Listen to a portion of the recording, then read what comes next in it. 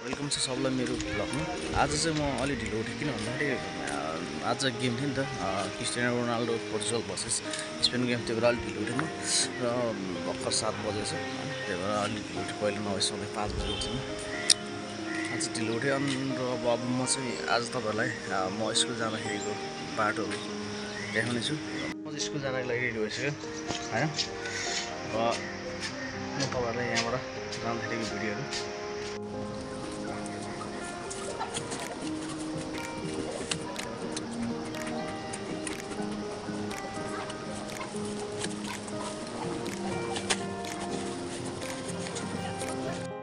पुगेको छ। यहाँ पुगेर मैले अनि त्यसरी बाइकलाई चाहिँ त्यहाँ छपेर अब मेलाको यहाँबाट मेरो स्कुल चाहिँ टाढै छ, 15 मिनट चाहिँ टाढा छ है। तपाईँहरूलाई म देखाउँदैछु। यहाँबाट सिधा तल ओह्रालो छ अनि ओह्रालो गइसकेपछि पारि पुल तर्नुपर्छ। पुल तरेपछि फेरि ठाडो उकालो छ। त्यहाँबाट पछि मात्रै स्कुल पुगिन्छ। लगभग स्कुल पुग्नलाई 10-15 मिनट लाग्छ है यहाँबाट। म तपाईँहरूलाई भिडियो बनाउँदै जान्छु। अनि म चाहिँ यहाँबाट बाइबेसीबाट लगभग कति किलोमिटर 8-9 किलोमिटरको बाटो आएर बाटोबाट हुँदै यहाँसम्म आइपुगेँ। अब यहाँबाट 15 मिनट हिँड्नुपर्छ म स्कुलसम्म पुग्नलाई। अनि साथीहरू आउँदै हुनुहुन्छ सर पछाडिबाट, कोही अगाडि जानु भइसकेको छ, पुलमा हिँड्दै हुनुहुन्छ। अब म चाहिँ भ्लग बनाउँदै हिँड्छु। यो ठाउँलाई चाहिँ सखुवा भन्छ है। त्यहाँ जुन म भर्खरै यहाँबाट हिँडेँ, यो ठाउँलाई सखुवा भन्छ। अनि यो पहाडीको ठाउँलाई चाहिँ नागपुजी भन्छ। त नागपुजी भन्ने ठाउँमा चाहिँ म काम गर्ने स्कुल छ। मेरो गाउँ पनि त्यही हुन्छ नभए बारबिसीभन्दा माथिबाट चाहिँ के भनिन्छ भने यसलाई भोटेकोसी भनिन्छ। भोटेकोसीको मुहान चाहिँ चिनको भोटमा रहेको छ। एकदम सुन्दर हरियाली शीतल छ यहाँ चाहिँ। यो स्रोतहरू झ्याप्पा भएको कारणले गर्दाखेरि चाहिँ अब यही छ। साथीहरू पारी पुग्नु भइसक्यो र अब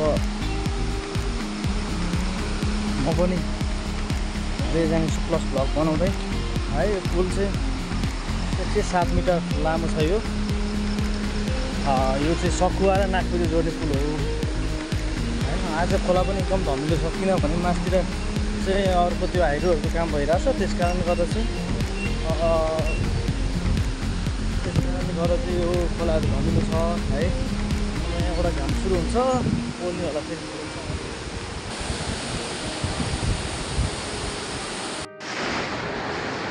चाहिँ पारिबाट ठ्याक्कै वारी नागपुजी जोड्ने पुलमा आइपुग्यो। अनि हिँड्न गाह्रो छ नि, उकालो छ यताबाट फेरि अलिक पुल पनि। अनि यस्तो गर्मी छ कि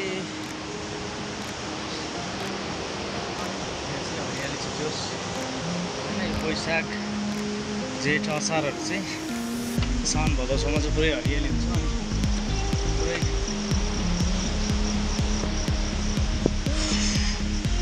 मौसम पनि रमाइलो देखिन्छ हुन्छ, ठाउँ पनि रमाइलो देखिन्छ।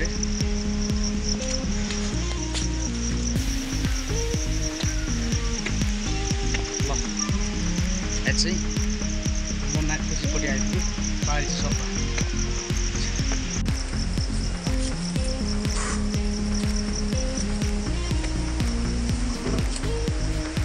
चाहिँ बाँसघारी हो। यो माथि पनि छ बाँसघारी है, माथि पनि छ। तपाईँहरूले देख्नुहुन्छ है।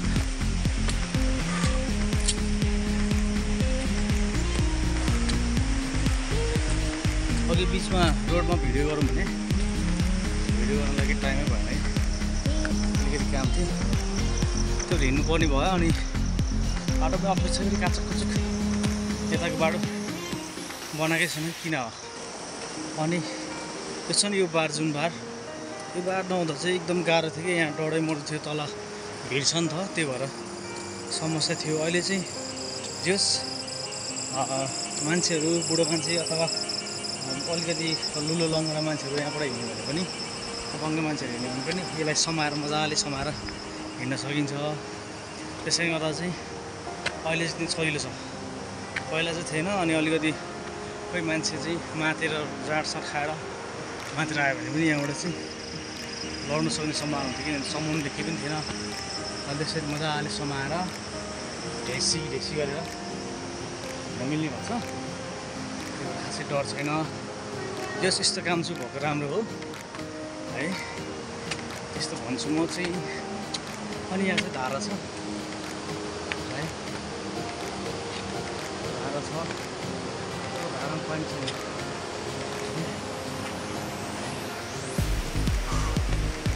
धारामा पानी आउने बनाउनु पर्ने है। अनि यो चाहिँ बिसम्म भयो, यो चाहिँ जुन एकचोटि यहाँ हाम्रो नागपुरमा पहिरो जाँदाखेरि बितेको मान्छेहरूको सम्झनाको लागि बनाएको छ। यहाँ एउटा शीतल छ कि फेरि, ऊ तल एउटा शीतल हो अनि यहाँ एउटा शीतल छ है। यहाँ चाहिँ एउटा सानो सिमल रुख छ कि, सिमलको रुख छ, सिमलको ठ्याक्कै घाम छेक्छ अनि तलबाट आएर शीतलमा तल बस्यो बिचमा, अनि फेरि यहाँ बस्नुपर्छ। अनि अरू त त्यो रुखको कारणले गर्दा चाहिँ हल्का आउने अनि शीतल फिल हुन्छ है एकछिन बस्थ्यौँ है। चाहिँ यहाँबाट हिँडेको है, अनि माथिबाट छ। अनि हामी यहाँ सानोमा यताउता हिँड्थ्यो नि, त्यो बाटोहरू थिएन। त्यसपछि यो बडाको त थियो, बाटो पनि यस्तो थिएन, ठाडो थियो, सुइदिनको ठाडो थियो, पछि बनाएको यो बाटो छ राम्रो। अनि यो चाहिँ जुन बडा चाहिँ होइन, यो चाहिँ डर लाग्थ्यो कि, डर लाग्थ्यो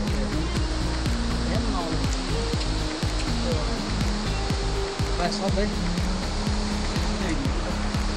होइन, आउनु त आउँदैन होला, तै पनि अवश्य मनको। हेलो हेलो, यहाँ एउटा सर आउँदै हुनुहुन्छ हाम्रो तारा सर। अनि बिस्तारै हिँड्यो नि त, फेरि हिँड्नु नसक्ने मान्छे, त्यही भएर कुद्दै समय जाउँ बिस्तारै हिँडेको। त्यो शीतल बस फेरि यहाँ एउटा शीतल छ कि, त्यहाँ पनि दामी छ नि, सिधै आउँछ, डाँडा पर्छ क्या चाहिँ शीतल छ। पानी पनि देखिन्छ सतर्क लगाएर हेर्ने त्यो। अनि सर्ट त लगाएर क्या मजाको आयो,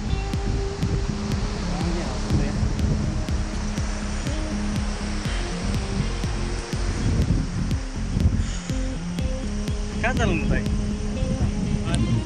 क्या काम गर्नुहुन्छ क्या? ड्राइभर। ए ड्राइभरमा हो? ए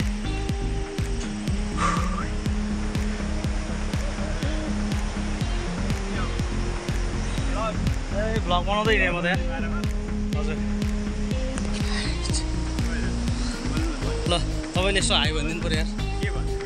ल ल केही भन्दिनँ, 2-4 शब्द मेरो 2 शब्दको नि अन्त्य हुन्छ। मिठो छ।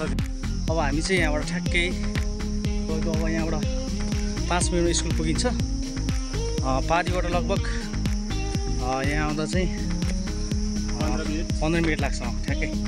यहाँबाट हाम्रो स्कुल चाहिँ माथि हो, 15 मिनटको पुरा श्री वत्सला देवी माध्यमिक विद्यालय यो माथि हो। अनि 15 मिनट चाहिँ एकदम उकालो छ, 15 मिनट ठाडै उकालो छ। के गर्नु समस्या छ। यहाँबाट 15 मिनटमा तल अरण्यको राजमार्गमा पुगिन्छ। हजुर, यहाँबाट 15 मिनट तल, 15 मिनट माथि हेर्नु सर। गाह्रो छ नि मास्टर जिन्दगी, के गर्नु। भन्नलाई सजिलो छ, गाह्रो छ। त्यही त, बिहान उठेदेखि अब स्कुल जाने तयारीमा लाग्नुपर्छ। लगभग 6 घन्टा ड्युटी भने पनि हाम्रो 12 घन्टा ड्युटी हुन्छ। त्यही त, बिहानदेखि उठेदेखि अब स्कुल जाने टाढाबाट आउनु पऱ्यो, 8 बजे हिँड्नु, प्रिपरेसनमा 8:30तिर हिँड्नुपर्छ सर। 8:30 हिँडिसक्नु पऱ्यो, त्यस अगाडि खाना खाइसक्नु पऱ्यो। बेलुकी पनि 4 बजे छुट्टी भएर घर पुग्दा 5, 5:30, 6 बज्नुपर्छ।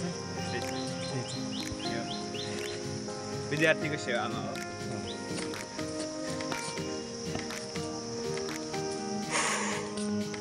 ल अब हामी चाहिँ स्कुल पुगिसक्यो, त्यो भएर फेरि पैसा माग उनीहरूले दिएको मैले पैसा, मैले दिएको छु उनीहरूले पैसा।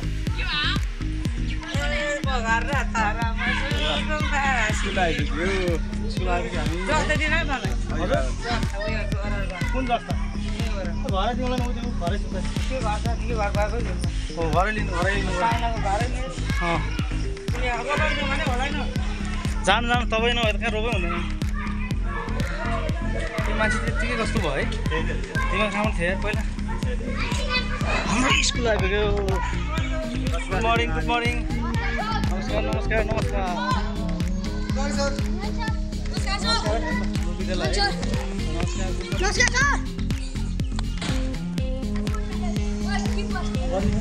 जस्तै गर्ने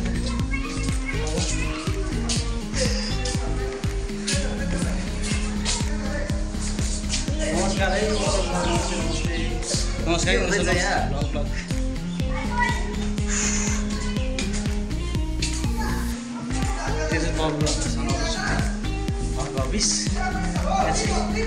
नमस्कार काकी